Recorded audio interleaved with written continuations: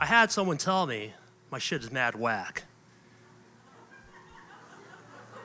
Because I wore crew neck sweaters and beige corduroy pants from the Salvation Army. Going to school in the Bronx during the early 90s, everyone was into like baggy ass jeans, oversized t-shirts, and listening to Biggie. Every day, kids always made fun of me because of the way I looked, and I'm always feeling like shit.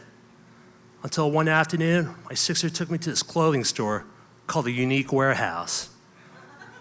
We walked in, the place is covered in graffiti, they're blasting house and hip hop music, and it smells like bohemian body oil and burnt pretzels. And I see this kid walking around, looking mad fresh, with that polo sweatshirt, baggy ass blue jeans, Air Force Ones. Homeboy was killing it, especially with that bleached out buzz cut from Supercuts, looking like Eminem before he became real Slim Shady. And I was like, yo, I want to be like him. The next day at school, I'm walking around with my new outfit from Unique Warehouse, these light blue baggy jeans, this oversized white t-shirt that says Phillies Blunt across it, and white on white Air Force One knockoffs, looking like a fucking homeless astronaut.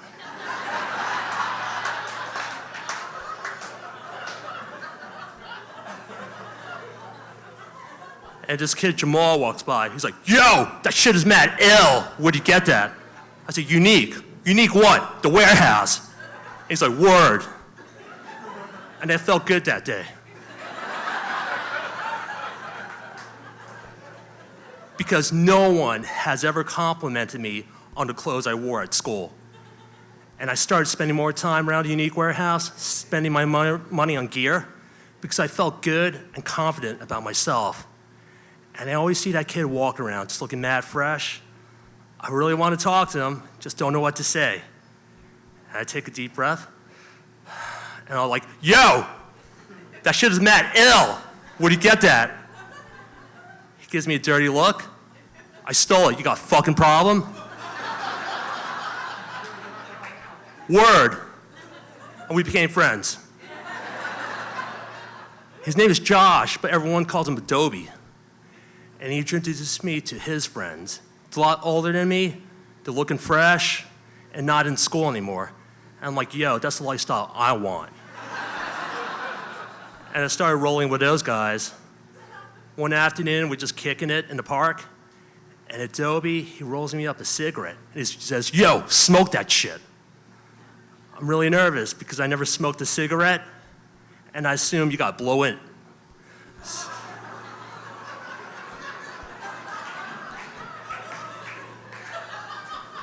So I'm blowing into it. It's really wet and soggy in between my lips. They all laugh at me, and Adobe said, yo, take a step back, son. This is what you need to do. You're going to inhale, let it stay in your mouth, then exhale. And I took his advice, and I started coughing like an old man. It felt like I just took a spoonful of dust. I'm like, yo, what the fuck is this shit? Marijuana, son. Marijuana? Word? And I just kept on puffing it. I let that smoke resonate in my mouth, and I'm like, that shit is mad ill. And that was the first time I ever got high.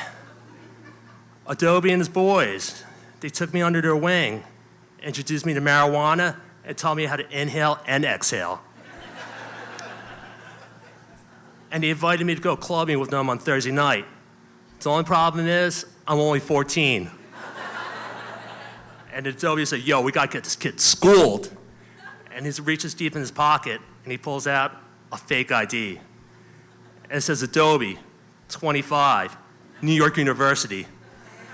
And that afternoon, I paid $5 for my first fake ID. My head looks like a dirty Q-tip. My eyes are bloodshot red. And it says, Dave, 25, Harvard Business School.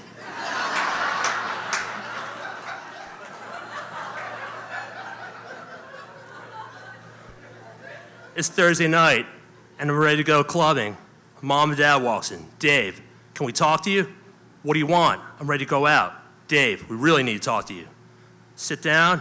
He said, we found out you're not going to school anymore. You're coming home with an attitude and smelling like weed. It's because you hang out with that kid Adobe. Dave, he's a bad influence on your life. We don't want you being around him anymore. I'm like, what? Mom and Dad, that's bullshit. Fuck all of you. And they're like, Dave, you're grounded. Screw them. I wait for my mom and dad to go to sleep. It's midnight, and I take my sister's stuffed teddy bear, and I put it under the sheets of my bed to look like I'm sleeping. And I sneak out, and I go clubbing with Dobie and his friends. It happened to be the best time of my life. And afterwards, they invited me to go get a dolly slice. And they suggested we cut through the housing development. And walking through the projects, it's not the safest thing to do in the middle of the night. It's dark, smells like weed and piss. But I felt safe around Adobe and his friends because they knew the city more than me. And we're all laughing, giggling, and his friend says, yo, watch your back, and playfully pushes me, and I push him back. Then his other friend screams, yo, watch your back, and he shoves me, and I almost lose my balance. I shove him back. I said, fucking asshole, what are you doing? And Adobe screams, yo, chill, and I get hit in the back of the head.